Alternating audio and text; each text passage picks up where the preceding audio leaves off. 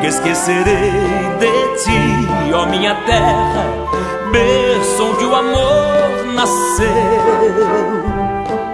És princesa lá da serra, terra dos carinhos meus. Não mais poderei viver longe de ti, tu és a minha adoração.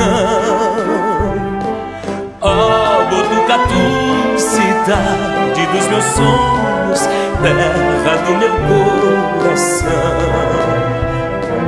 Ó Botucatu, cidade dos meus sonhos, terra do meu coração.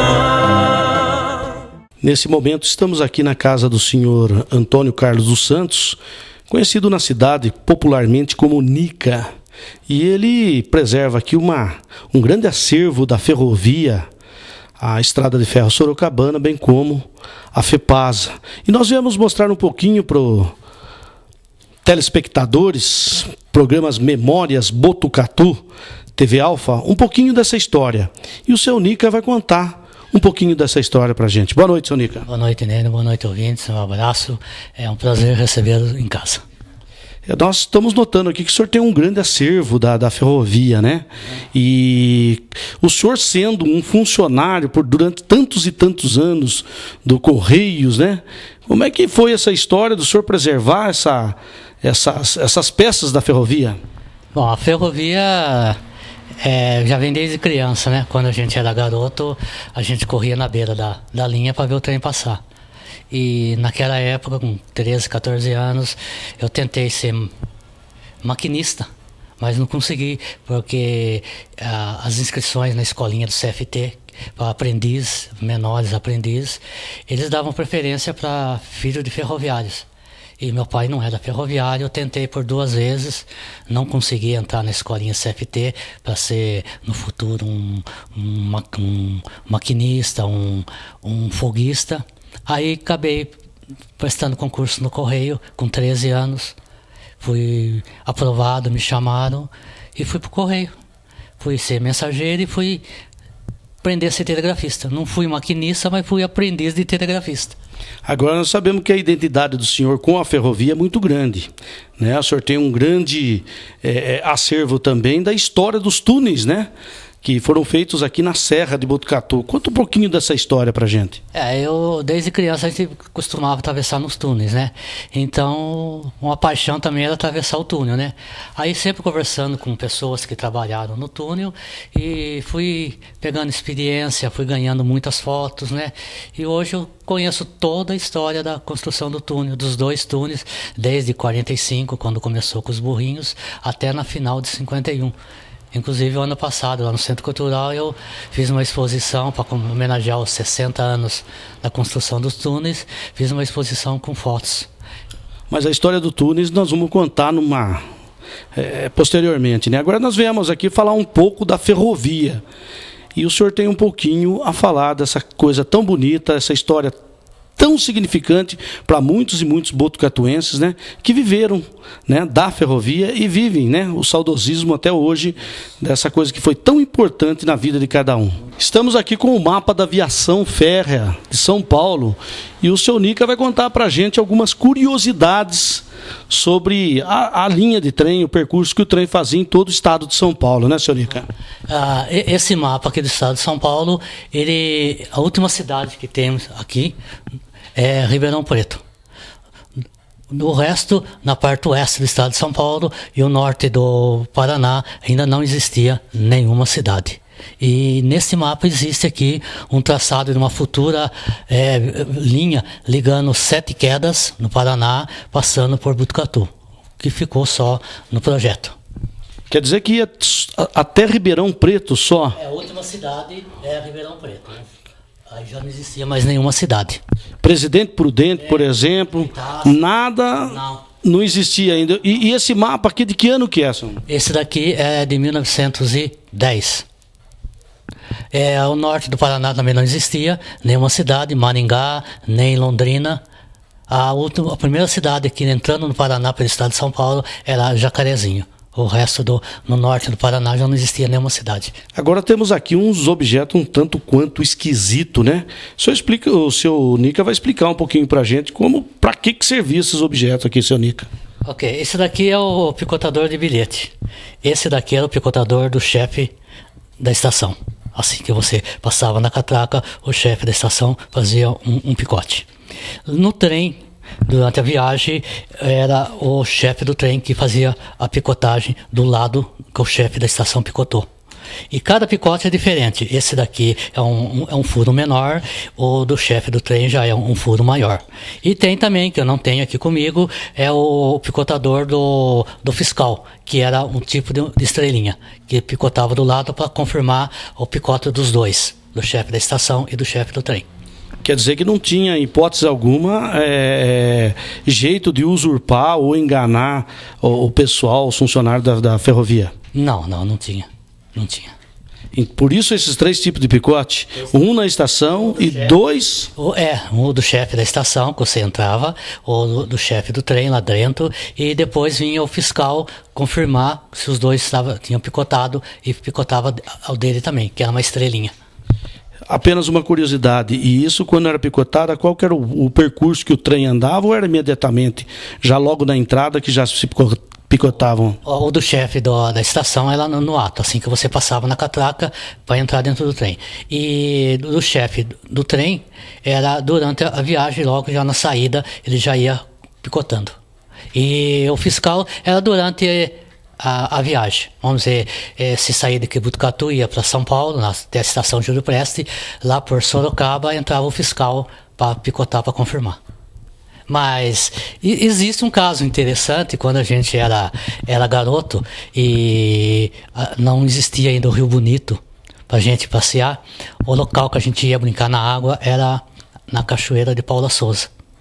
Que Paula Souza é a próxima estação depois de Rubião. E a gente ia com os amigos, com os irmãos, o bandinho nosso de 10, 15. A gente pegava o trem aqui na estação às 9 horas da manhã e para voltar, você tinha que pegar o trem às 5 da tarde. Se você perdesse o trem das 5, era só às 10 da noite. Você tinha que ficar 5 horas, passar a noite lá na estação. E a gente não tinha o dinheiro para pagar a ida nem a volta. Então a gente usava de fazer o seguinte: a gente pegava o trem e quando o trem parava em Rubião, pegava mais passageiro. Quando ele saía de Rubião, o chefe da estação vinha pedindo ao bilhete, ao bilhete, ao bilhete. E chegava pro nosso bandinho e falava ao bilhete. Falava, não tem. Ninguém tem bilhete aqui? Não, ninguém tem bilhete. Onde vocês vão indo? Nós vamos indo para Avaré. Não, senhor. Próxima estação é Paula Souza, vai descer todo mundo. Era isso mesmo que nós queríamos. Nós íamos brincar na Cachoeira em Paula Souza, né? Então a gente bulava o chefe, né? Quer dizer que tinha alcançado os seus objetivos. Tinha outra saída, né? Não tinha só no picote. E na volta era a mesma coisa ou não? Na volta a gente tinha que pagar, né? Aí a gente já tinha que pagar. Então a gente não tinha o dinheiro para ir e para voltar, né? Para as 2 passagens, né? Então a gente usava isso na ida pro chefe despejar nós em Paula Souza, né? Era lá mesmo que nós queríamos. Essa sala aqui é a sala da Maria Fumaça, do qual o seu Nica tem um grande carinho por essa sala. E ele vai mostrar um pouquinho aqui nesses desenhos, que aliás está todo identificado com números, quais são as peças, todas as peças aqui. E pelo que eu vejo aqui, são milhares e milhares de peças que compõem essa locomotiva, que foi tão útil para o desenvolvimento do estado de São Paulo, não só do estado de São Paulo, como todo o Brasil, que foi a Maria Fumaça. Conta um pouquinho para a gente agora, seu Nica. Eu sou apaixonado, né, pela Maria Fumaça, né? Então eu dediquei, pus até o nome aí dessa sala como nome de Maria Fumaça, né? Pode ver que o tema todo aqui é tudo sobre a Maria Fumaça. E aqui eu tenho o do Ministério da Aviação e Obras Públicas, Inspetoria Geral das Estradas, a nomenclatura oficial da locomotiva da Maria Fumaça de 1922. Aqui tem no esquema aqui toda a legenda de todas as peças que tem uma Maria Fumaça. Um quadro muito interessante, muito bacana mesmo, viu? A Maria Fumaça, essa daqui é a de número 62. Agora, esse carinho com a Maria Fumaça, que nós todos sabemos, né? Por que o senhor tem um carinho maior pela Maria Fumaça do que pelos outros outras locomotivas? Porque quando a gente morava perto da linha, e existia lá a Maria Fumaça, que ficava no pátio fazendo manobra, né? Que era pegar um vagão, trazia, levava um, trazia outro, né? Para depois a diesel elétrica levar para São Paulo, né? Ou o norte do Paraná. E aquele apito da Maria Fumaça, que, né? Nossa, que lá criança eu fiquei apaixonado pelo apito da Maria Fumaça, que inclusive eu tenho até um apito aqui que eu queria mostrar para você. Agora, antes do senhor mostrar o apito, para quem não sabe, né? Muita gente não sabe disso, por que o nome Maria Fumaça? É o apelido que deu, né? Para homenagear as Maria, né? Todas as Maria do Brasil puseram o nome dela de Maria Fumaça. Mas tem muitas Maria Fumaça que receberam outros nomes, né? Inclusive a Miss Brasil de 1930, a Maria Fumaça recebeu o nome dela, de Leone. Porque o rei da Áustria, ele esteve no Brasil em 1930 e fez uma viagem para o Brasil de 30 dias, conhecendo todas as capitais, e quando ele voltou para a Áustria, para homenagear a hospitalidade no Brasil, ele deu para o governo brasileiro uma Maria Fumaça, e foi para Minas Gerais. E naquele ano, a Leone, que era uma garota de cidade de Santos, ganhou o título de Miss Brasil. E era muito fogueteira, ela participava muito de festa, de bailes, né? E comparado com a Maria Fumaça, que era muito fogueteira, muito explosiva, né? Então, para homenagear essa Miss Brasil, puseram o nome nela, naquela que o rei deu, de Leone. Agora o senhor Nica vai mostrar para a gente o segredo ou a curiosidade do apito da Maria Fumaça. Ok, né? Aqui nas peças que eu tenho, eu mostro para você o apito da Maria Fumaça, o apito de 4 bocas, que é injetado o ar aqui, e aqui você regula o som dela. E aqui eu tenho o termômetro da Maria Fumaça, e aqui essa preciosidade que é o sino da estação. Esse sino, como é que era? Qual era a função? Lógico, chamar o pessoal, chamar os passageiros, como é? Conta um pouquinho para nós a história do sino. O sino, o chefe, quando o trem ia partir, o chefe da estação já viu que não tinha mais passageiro, para avisar o maquinista, ele acionava o sino. Quer dizer que já não tem nem mais passageiro. Esse é o final do serviço do chefe da estação. Aí o chefe do trem já olhava se todos os passageiros já tinham adentrado e apitava para fechar as portas. Nesse conhecimento todo que o senhor tem de ferrovia, o senhor soube de algum acidente que ocorreu em virtude da não tocada do sino? Não tenho conhecimento, não tenho, não. Nunca houve qualquer tipo de incidente ou acidente proveniente do sino? Pode ter acontecido, né? Mas eu não tenho conhecimento. Nesse momento, o seu Nica vai mostrar para nós, né, o modelo, ele que está vestido com um terno do chefe da estação. Podemos ver aqui que é da FEPASA, né? Alguns anos atrás, um terno verde musgo, e ele vai contar a história desse terno, né? Haja visto que eles eram bem trajados, né, seu Nica? Muito bem trajado, o chefe da estação, o chefe do trem, o fiscal, muito bem trajado. Esse aqui é um uniforme novo, quase que nunca foi usado, que passaram para mim, né? E junto também eu tenho aqui alguns caps, esse daqui do trabalhador, esse cap aqui muito bonito, do fiscal, aqui do cap da FEPASA, do condutor de mala, e esse daqui é o meu cap, o cap do chefe da estação. O seu Nica também tem 2 curiosidades, né? Uma é essa Maria Fumaça aqui, uma réplica de uma Maria Fumaça que ele ganhou, né? Que até o sino bate. Ele vai contar um pouquinho dessa arte feita por alguém que doou isso aqui para o museu dele. Isso, a pessoa já não existe mais e era toda de ferro, as rodinhas de ferro, e doou para mim a Maria Fumaça. É maravilhosa essa máquina. E o senhor pode falar para nós quem foi o doador dessa coisa tão linda? Esse daqui foi o Luiz Fernando dos Santos. Ele que doou para mim essa Maria Fumaça. Agora, me parece que ela tem até o sino aí dentro, né? Será que esse sino toca? Toca, lá. Olha lá. E aqui... Agora, outra curiosidade que o senhor queria falar para nós é esse quadro, né? Muito bem feito, muito elaborado aí. Quem que fez esse quadro, seu Nica? Esse quadro maravilhoso aí, infelizmente não tem o nome, o quadro, a moldura dele é de galhos de pé de café. Esse quadro aqui, maravilhoso, é a Cuesta de Botucatu, a Maria Fumaça saindo lá de dentro do túnel. A moldura dele é feita de galhos de pé de café e ele não é pintado, ele é todo feito de cortiça. Maravilhoso esse quadro. Infelizmente não tem o nome do dono, do autor desse quadro aí. O senhor Nica vai mostrar agora pra gente aqui a sala do telégrafo, né? Que ele montou aqui a sala do telégrafo da FEPASA. Isso não é o telégrafo do Correio, né? Onde eu trabalhei 41 anos. Aqui é a sala do telégrafo da Sorocabana. Aqui temos o aparelho seletivo da agência de Rubião. Aqui o seletivo de São Manuel. A máquina de escrever de uma das agências aí também lá do alto. Essa aqui é lá do alto da Sorocabana. Aqui temos 2 aparelhos Morse, o famoso pica-pau. Os telegrafistas da Sorocabana deram apelido nele de pica-pau, porque se usa com os 2 dedos. A letra A, que é um ponto e o traço, o ponto e o traço. E aqui temos o formulário de um telegrama vindo de São Paulo, endereçado para um morador do Porto Martins, de 1945. Aqui temos o relógio de ponto, né, que era usado no depósito da Sorocabana. Inclusive está trabalhando, funcionando até hoje, está aqui comigo funcionando. E aqui a chapeira, os cartões de ponto, e temos aqui um cartão que é do José Dorival Pellegrini, que era funcionário do depósito.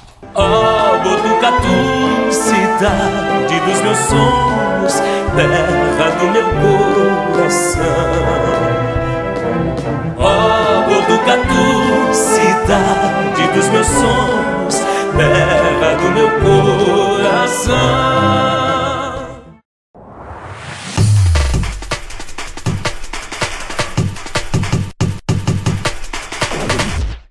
Leve uma vida mais família no Bicudo Serve em Itatinga. Um completo supermercado com tudo que você precisa. Gêneros alimentícios, higiene, padaria, açougue, hortifruti e muito mais. Atendimento personalizado. Bicudo Serve. Rua Ângelo Rodrigues de Barros, número 195 em Itatinga. 28 anos de tradição em bem servir a família itatinguense. Aproveite o fim de semana para não dormir. Virada Cultural Paulista, dias 19 e 20 de maio em Botucatu. 24 horas de programação cultural gratuita a toda a população, com shows, teatro, dança e muito mais. Palco Caipira, Palco Rock, grandes atrações, entre elas Nando Reis e Luiz Melodia. Realização, Governo do Estado de São Paulo. Correalização, Prefeitura de Botucatu.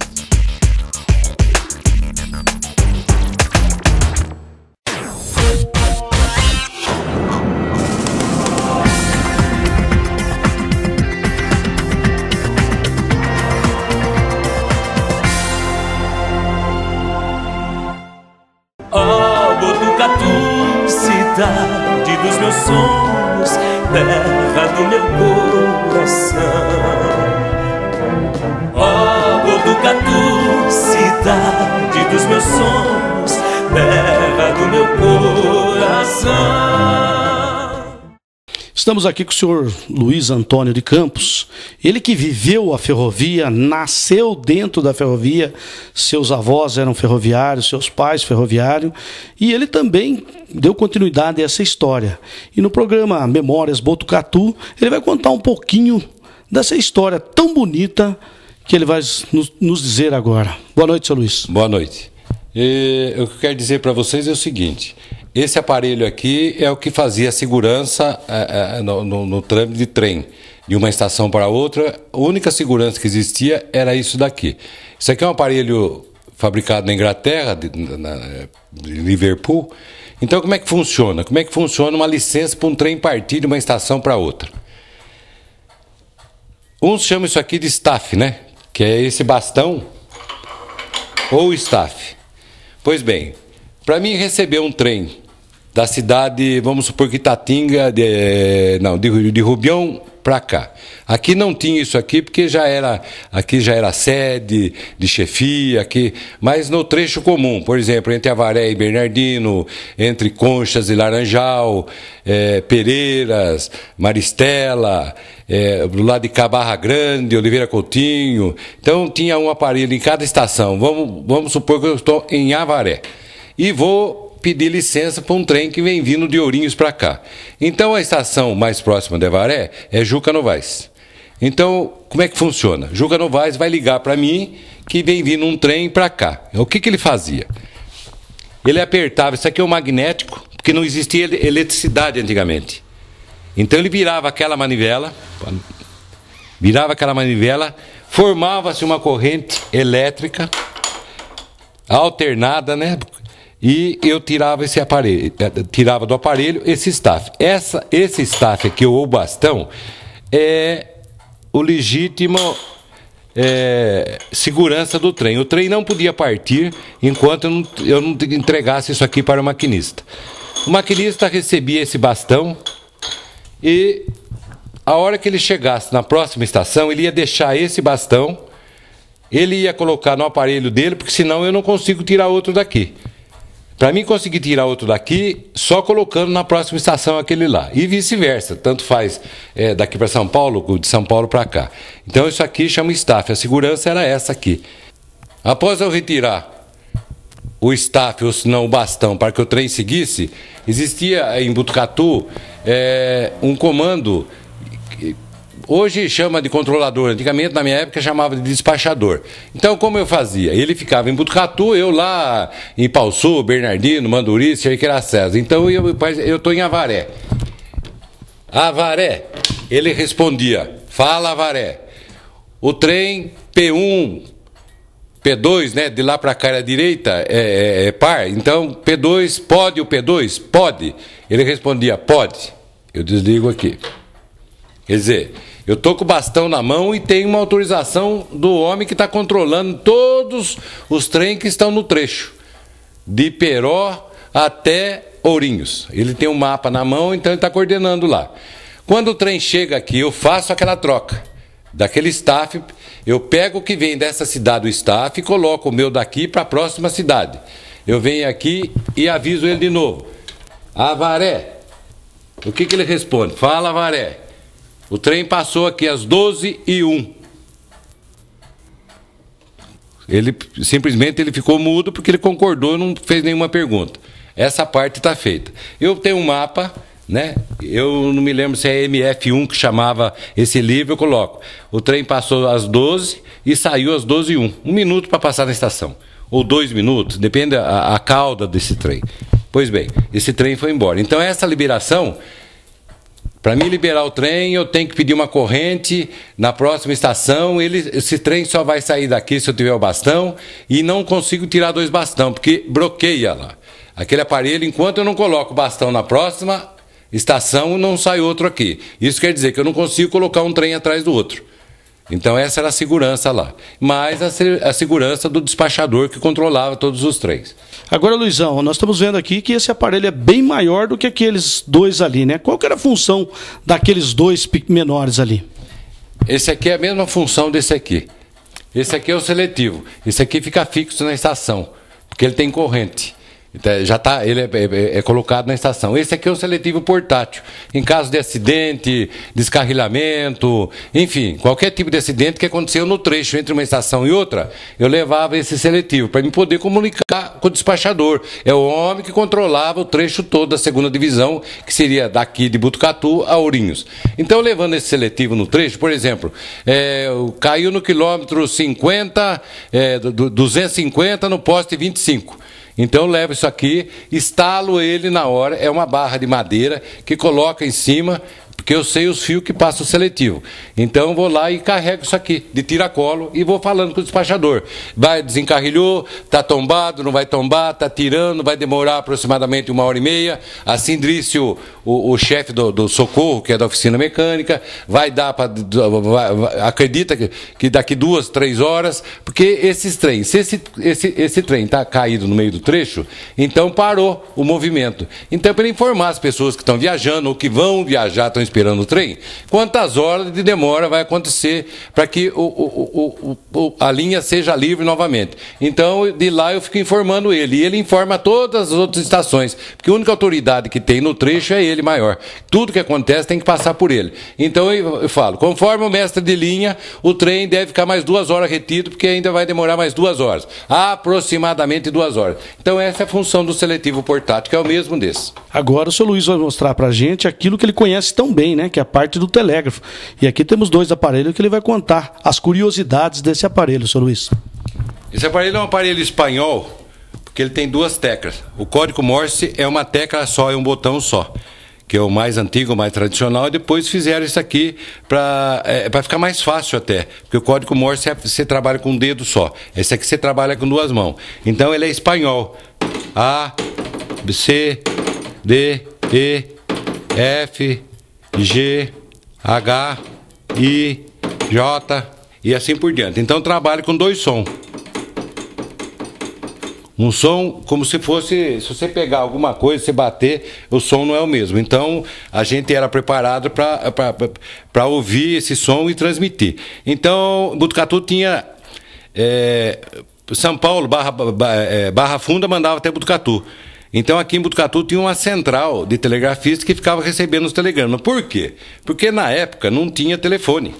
Então, tudo era feito através do telégrafo. Qualquer notícia boa ou ruim era o telégrafo que mandava na época. Então, por exemplo, chego dia tal, porque era por palavra e ficava caro. Então, era bem resumido. Chego dia tal, passei de ano, feliz aniversário, feliz casamento. Isso passava aqui no telégrafo, a gente rascunhava, não é? Depois passava a limpo e mandava o estafeta entregar. E a pessoa recebia, porque o telefone era impossível ser ligado aqui para São Paulo. Tinha época que demorava 2 dias, até 3 dias. E o telégrafo era a comunicação mais rápida. Agora, para isso aqui funcionar, se não existia energia, como é que fazia? Então, isso aqui era feito com bateria. A bateria era um homem que chamava, tinha de nome na Sorocabana, que depois passou a ser artífice, que era o guarda-fio. Então ele montava uns vasos aqui embaixo com sal, com chumbo, para que houvesse isso daqui, porque não tinha energia. Numa cidade pequena não tinha energia nem nas casas, em lugar nenhum, nem na estação. Então era através desses vasos que ele montava que passava a ter essa energia. A mesma forma é o aparelho de segurança, né, que ele criava no magnético uma energia. Parando, acabava a energia, porque não tinha elétrica, não tinha nada. E essa, então, é a função. Recebia o telegrama, o estafeta levava para casa, né, das pessoas, rua tal, número tal, e levava o telegrama. Então, isso é a função. Porque antes dele existia o código Morse. O código Morse não, o aparelho de Morse, que era uma tecla só. Isso era o código Morse. E depois passou o espanhol para ficar mais fácil, para mais pessoas, porque era muito difícil aprender aquilo lá. Embora aquilo lá se funcione até hoje, é seguro, é perfeito, navio, enfim... Todo mundo usava o código Morse. Agora o seu Luiz vai contar pra gente aqui a história do SOS, tão famosa mundialmente, né, seu Luiz? É o código Morse, é o verdadeiro código, é o pai de todos os códigos, é a segurança de todas as nações do mundo. Uma pessoa que entende o código Morse, se ele vê alguém batendo em alguma coisa, ele pode decifrar. Como disse o nosso amigo aqui, realmente esses dias, esse último submarino que afundou, o cara começou a bater no casco, vendo se algum radar captava aquele som, que quem entende, né, vai conhecer. Se estiver numa mesa de restaurante, você pode comunicar com alguém sentado na mesa, batendo no próprio prato, aqui outro responde de lá. E antes era esse aparelho aqui, que era o código Morse, né? E depois veio esse aqui, e depois veio esse espanhol. Pois bem, daí acabou. Por que acabou? Porque veio um aparelho mais simples e mais sofisticado na época, que chamava Telex. O que era o telex? Era uma máquina, parecia uma mesa, e nela já saía escrito, em vez de eu passar a mão com caligrafia, né, já saía escrito. Pois bem, passou um tempo, acabou o telex. Por quê? Porque veio uma outra máquina. Essa outra máquina chamava esse popular fax que tem aí. E a comunicação também passou a ser mais rápida, o DDD, que na época não existia, né? Por isso que existia o Teleco, veio o DDD, e hoje, vamos finalizar, chegamos ao computador. Então hoje a pessoa acha, nossa, o computador é uma coisa maravilhosa, concordo plenamente. Mas para chegar nesse computador, teve que passar por esses aparelhos aqui, ó. Senão não ia chegar, não. Sabe? O cara não ia levantar, hoje um homem de computador tem 50 anos, isso aqui tem mais de 100 anos. Como é que ele ia descobrir o computador se não tivesse isso aqui? Quer dizer, isso aqui é uma sequência, não é?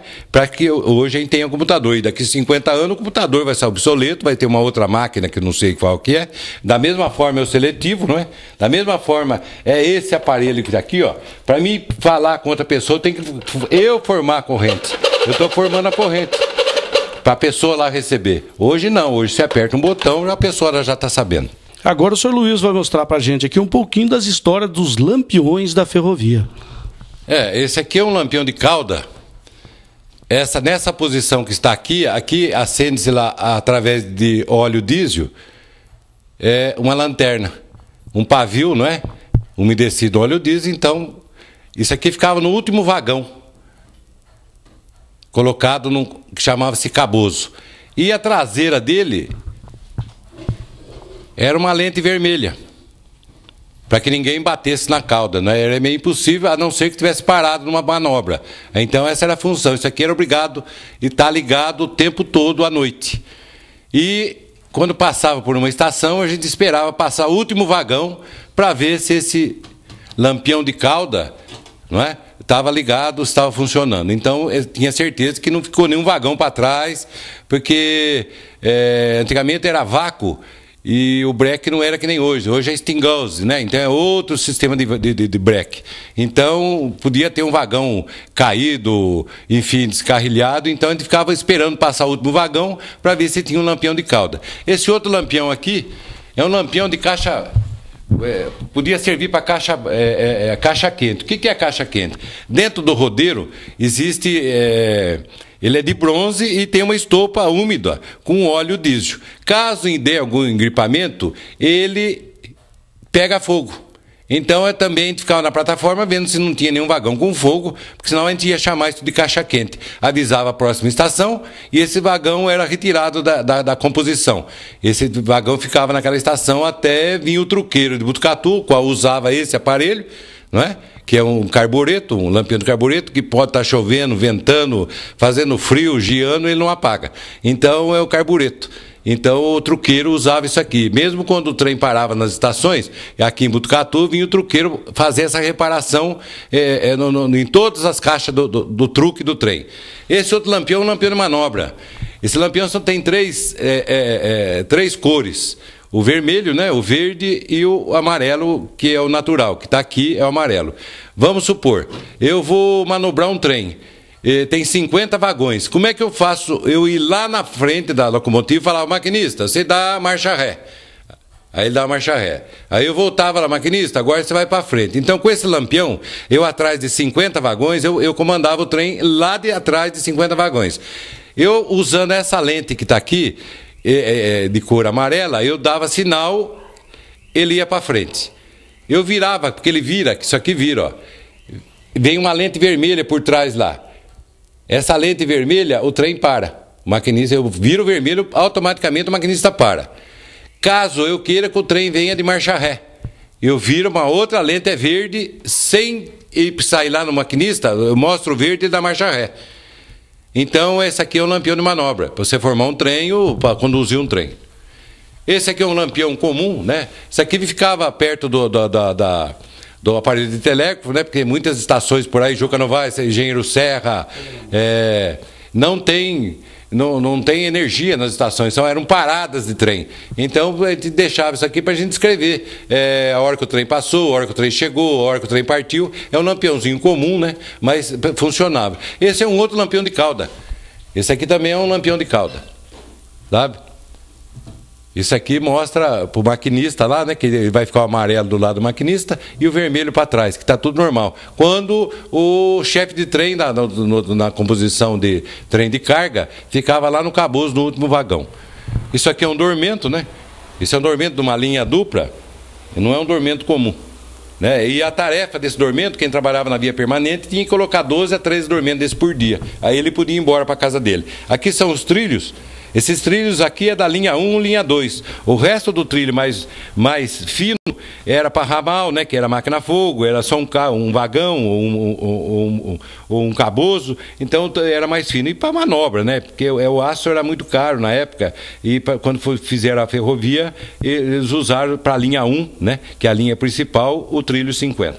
Agora o senhor Luiz vai mostrar para a gente algumas peças, né, relacionadas à linha de trem e adjacências.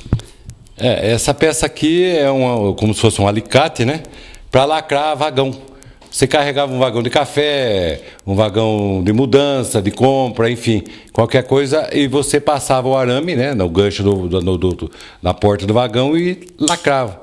De um lado sai a cidade que ele foi lacrado, não é? E do outro lado, Estrada de Ferro Sorocabana. Isso aqui é uma sineta, né? De estação, né, para dar partida, caso queria dar partida, você dá partida. Isso aqui é uma da máquina a fogo, para você saber a temperatura da máquina, você ficava na frente. Isso aqui é um cabo, né, com a caloria, ergue e gira o ponteiro, esse ponteiro gira para mostrar a caloria para o maquinista.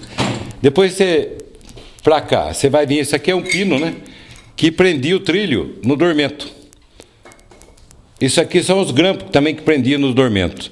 Isso já é moderno, né? Isso aqui já veio depois. O primeiro grampo verdadeiro seria esse daqui. Esse seria o primeiro grampo, que prendia o trilho, né? Prendia o trilho aqui. Fazia-se um pequeno buraco e com uma marreta você colocava ele no lugar. Você vai ver aqui uma outra coisa também que é muito interessante, e quem inventou, né, na época é um expert. Então, está aqui novamente os grampos, né? E aqui os staff que eu falei anteriormente, né? Aqui você tem da cidade, não me lembro aqui embaixo, Teodoro Sampaio, é o final da linha, essa daqui, é lá do final da linha. E aqui não dá para ver certinho ali. Esse aqui é a emenda de um trilho no outro. Então essa emenda usava esses parafusos aqui, ó, para fazer essa emenda.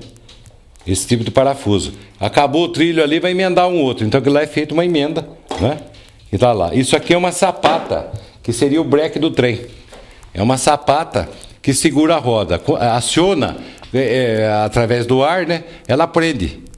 E às vezes ela ficava presa. E isso aqui pegava fogo também. Mas não é um fogo para se alarmar. Pegava fogo, aquele cheiro, então só tinha que deixar esse vagão retido na próxima estação para que o truqueiro saísse de Botucatu e fosse até lá arrumar num trem. Ele arrumava, esse vagão era retido em qualquer cidade que pegasse fogo, saía daqui o truqueiro, ia lá, arrumava e já liberava o vagão para ter sequência. Agora o senhor Luiz vai mostrar um objeto que teve muita identidade com o pai dele, né? Que usou muito quando trabalhava na ferrovia. Isso aqui chama-se espora. A função disso daqui era para subir em poste sem escada, porque a pessoa não ia levar uma escada da costa de uma cidade a outra. Então ele levava essa espora. Qualquer defeito acima do poste, ele subia por aqui. Isso aqui é colocado nas pernas, uma e duas. Ele vai subindo, vai esporeando. Caso seja na beira da linha e que os postes sejam de trilho, aí existia uma outra que chamava-se estrivo, que era para ele enganchar. Era um aparelho que ele enganchava, também subia sem escada. Isso daqui também é um arco de poa, não custa de ser um arco de poa, para furar o dormento. Fazer esse movimento aqui, para fazer o furo, para colocar esse pino. Tem uma chave própria, né? Em 2 homens com uma travessa, eles iam virando e acochando até prender o trilho, para ficar fixo. Então essa peça que teve muita importância. Tudo feito manual. Você ia colocar dormento por dormento e a fixação do trilho era feito manualmente. Hoje tem máquina para tudo, mas naquela época não existia, então tinha que ser feito manualmente. Nós, mais novos, né, sempre ouvimos falar no estafeta.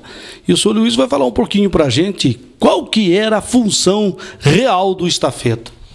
O estafeta, ele era uma pessoa de muita responsabilidade, porque além de ele levar telegrama, ele também tinha o chamador, né? Diversas áreas da Sorocabana, um chamava de estafeta, outro chamava de chamador. Então vamos lá, estafeta. O estafeta é o que levava o telegrama. Assim que chegava na estação, ele pegava o endereço, saía de bicicleta, às vezes, se a cidade fosse a pé, pequena, ele saía a pé, para entregar até a casa do destino daquele telegrama. E o chamador era aquele que ficava junto ao depósito, onde tinha um mapa, quem ia trabalhar, que hora que ele ia pegar. Por exemplo, o trem, ele ia pegar um trem que ia chegar meia-noite. 11 horas da noite ele já teria que estar lá no ponto, esperando esse trem.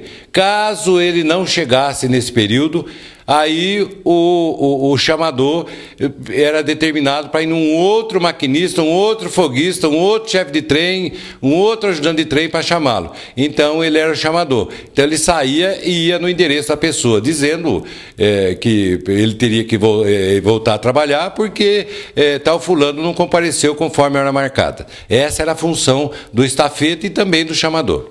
Então, eu queria cumprimentar aqui o senhor Antônio Carlos pela relíquia, pela um documento de valor inestimado, fornecido pelo presidente da República ao avô dele, o senhor Antônio Molina, no qual veio da Espanha para o Brasil, né? Casou aqui no Brasil, no estado de São Paulo, e ele recebeu da mão de Getúlio Vargas, assinado pelo Dr. Getúlio Vargas, presidente da época,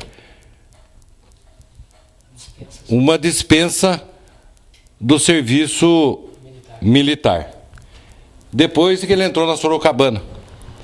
Então, isso aqui é um documento que não tem valor. Isso aqui é uma coisa que tem que ser guardada em não 7 chaves, em 700 chaves. Isso aqui é a assinatura do Sr. Getúlio Vargas. Esse homem aqui... Quem não conhece Getúlio Vargas? Que o mundo não conhece. E mais o senhor Antônio Molina, que veio da Espanha para cá em 1884. Nascido em 1884. Né? E veio parar aqui em Botucatu. Depois ele entrou na Sorocabana e aqui está as carteiras dele, né? Aqui está também da aposentadoria especial que ele teve, né? Ele também recebeu do diretor da Estrada de Ferro Sorocabana um documento, né? Dizendo que ele era artífice, né? Referência 16, quem fala P16 é a referência 16. E as carteiras dele da Sorocabana, né?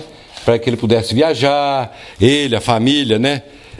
Os filhos, então ele tinha todo esse direito. Aqui era uma carteira, né? O qual dizia a mulher era a primeira e depois os filhos pela idade.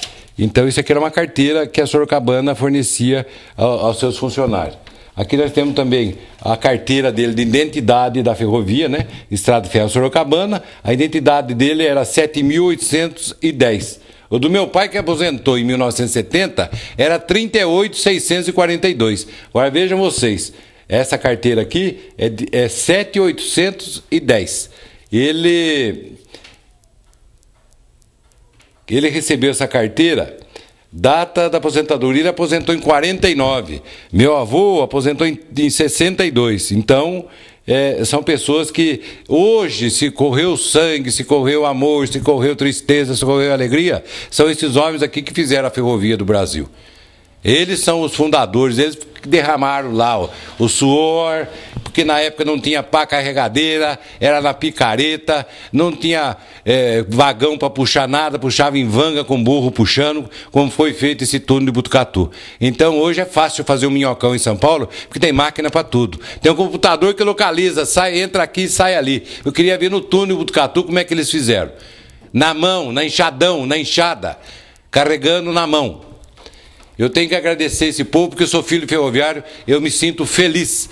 Não sinto mais porque as ferrovias acabaram. Está aí é lastimável falar sobre ferrovia, mas eu fui um ferroviário, meu avô foi ferroviário, meu pai foi ferroviário, meu tio foi ferroviário, enfim, eu tenho orgulho de ser filho de ferroviário e da antiga e extinta Estrada de Ferro Sorocabana.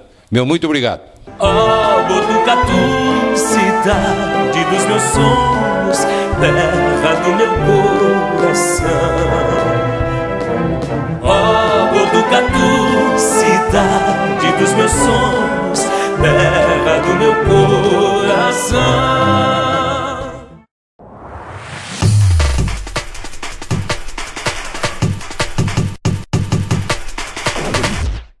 Leve uma vida mais família no Bicudo Serve em Itatinga. Um completo supermercado com tudo que você precisa. Gêneros alimentícios, higiene, padaria, açougue, hortifruti e muito mais. Atendimento personalizado. Bicudo Serve. Rua Ângelo Rodrigues de Barros, número 195 em Itatinga. 28 anos de tradição em bem servir a família itatinguense.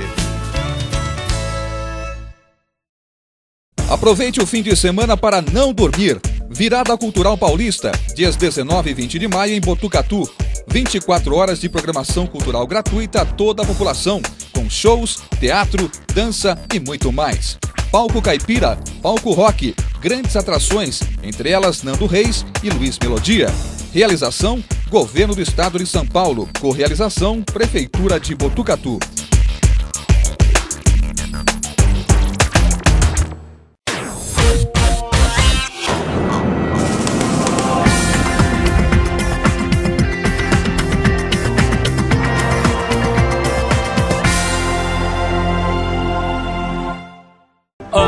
Botucatu, cidade dos meus sonhos, terra do meu coração.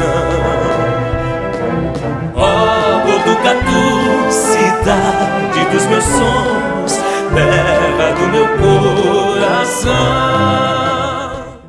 Estamos aqui com o senhor Ambrósio Iglesias, ele que vai contar um pouquinho da sua vida como funcionário da Sorocabana, né? O senhor foi... Sorocabana. O senhor foi?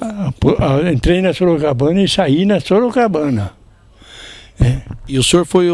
qual é a função desempenhada dentro da Sorocabana? No início foi auxiliar de telegrafista, quando saiu o CFT. Depois, então, foi agente. Depois, chefe de estação. Foi em seguida, em partes, né? De acordo com os merecimentos, vai ser promovido naquele tempo. Hoje não, não tem mais chefe de estação, não tem nada, né? Antigamente existia o chefe de estação. O senhor entrou em que ano na Sorocabana? Eu entrei no CFT no dia 5 de fevereiro de 1944 e foi nomeado no dia 1º de janeiro de 1946, removido para Bento Ferraz. Mas antes do segundo ano do CFT, eu não fiz.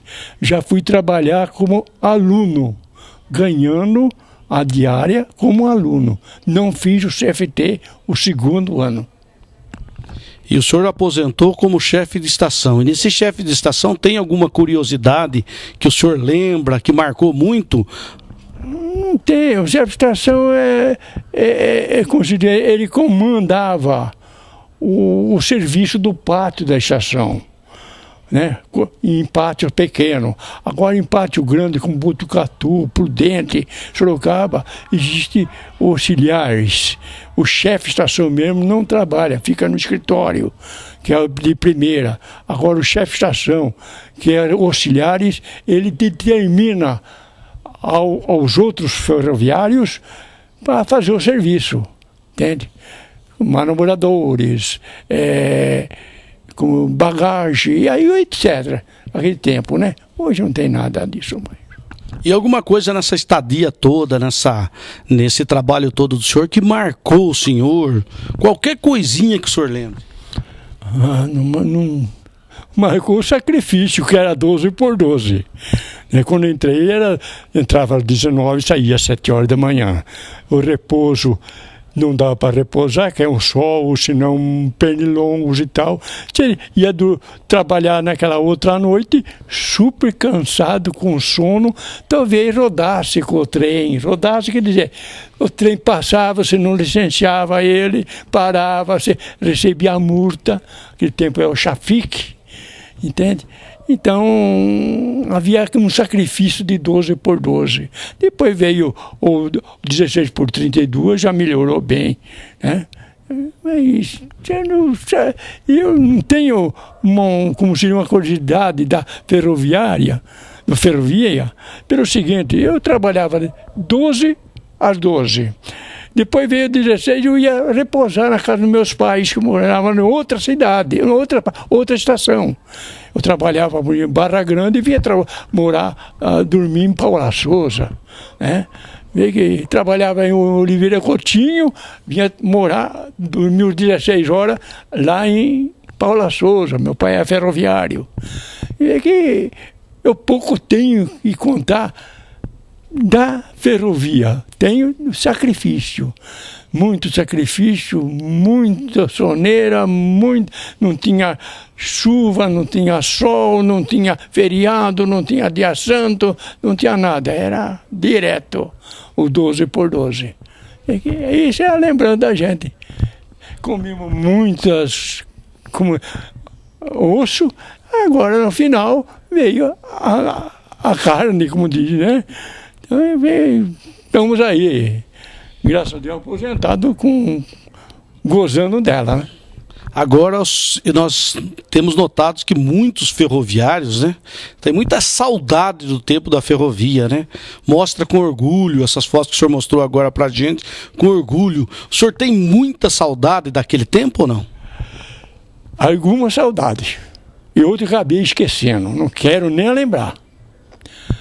Porque antigamente o chefe de estação, como nós falávamos antigamente, a ponta do lápis dele era fina.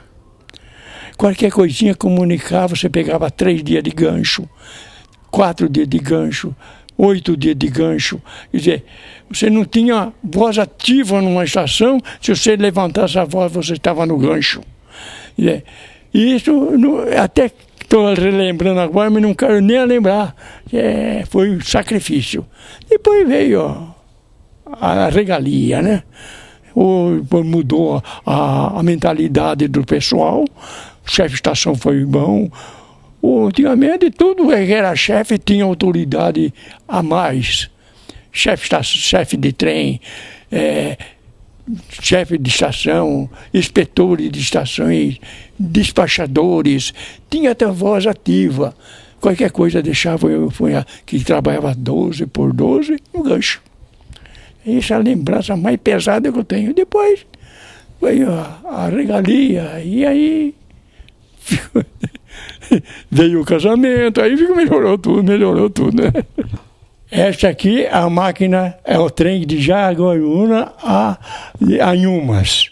Esta aqui é uma malé, é a máquina de 700, 2 cilindros, ou seja, 4 cilindros, 2 de cada lado. Esta aqui é um trem de passageiro tirado lá em Ourinhos com o seu Ari como maquinista. Esta aqui é uma máquina elétrica tirada aqui no pátio de Botucatu. É uma máquina diesel em dupla, lá do Vale do Rio, tirado lá em Campinas. Esta aqui é a máquina, é um trem passageiro descendo a serra, lá no Bico do Peru. Esta aqui é a 1021, tirada lá no pátio de Mairinque. Essa é uma máquina, a 1010, tirada em Mairinque. Esta aqui é o trem que liga de Curitiba a Porto Paranaguá, trem de passageiro. Aqui é uma moto que nós estamos, primeiro, 13º da Sorocabana, nós fizemos uma viagem para São Jesus Pirapora. Dessa turma que está aqui, só eu e o seu Jairo estamos vivos. Motoqueiros, Jairo, eu, Jair, e, bom, Becote, enfim, muito mais. Me dê um abraço, venha me apertar, tô chegando. Coisa que gosto é poder partir sem ter planos. Melhor ainda é poder voltar quando quero. Todos os dias é um vai e vem, a vida se repete na estação. Tem gente que chega pra ficar, tem gente que vai pra nunca mais. Tem gente que vem e quer voltar, tem gente que vai e quer ficar. Tem gente que veio só olhar, tem gente a sorrir e a chorar. E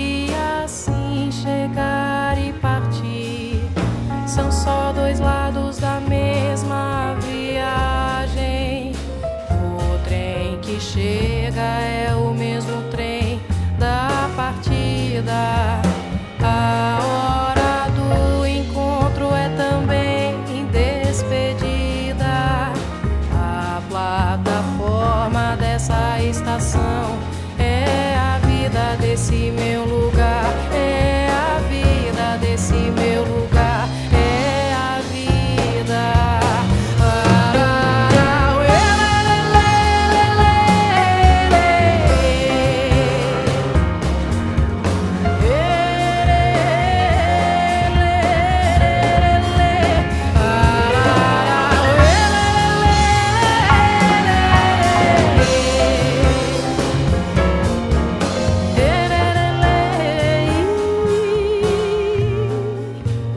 Todos os dias é um vai e vem, a vida se repete na estação. Tem gente que chega pra ficar, tem gente que vai pra nunca mais. Tem gente que vem e quer voltar, tem gente que vai e quer ficar. Tem gente que veio só olhar, tem gente a sorrir e a chorar, e assim chegar e partir. São só dois lados da mesma viagem. O trem que chega é o mesmo trem da partida. A hora do encontro é também despedida. A plataforma dessa estação é a vida desse meu lugar. É a vida desse meu lugar. É a vida. É a vida desse meu lugar.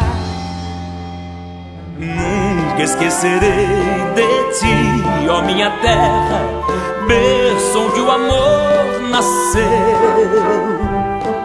És princesa lá da serra, terra dos carinhos meus. Não mais poderei viver longe de ti, tu és a minha adoração. Ó Botucatu, cidade dos meus sonhos, terra do meu coração. Ó Botucatu, cidade dos meus sonhos, terra do meu coração.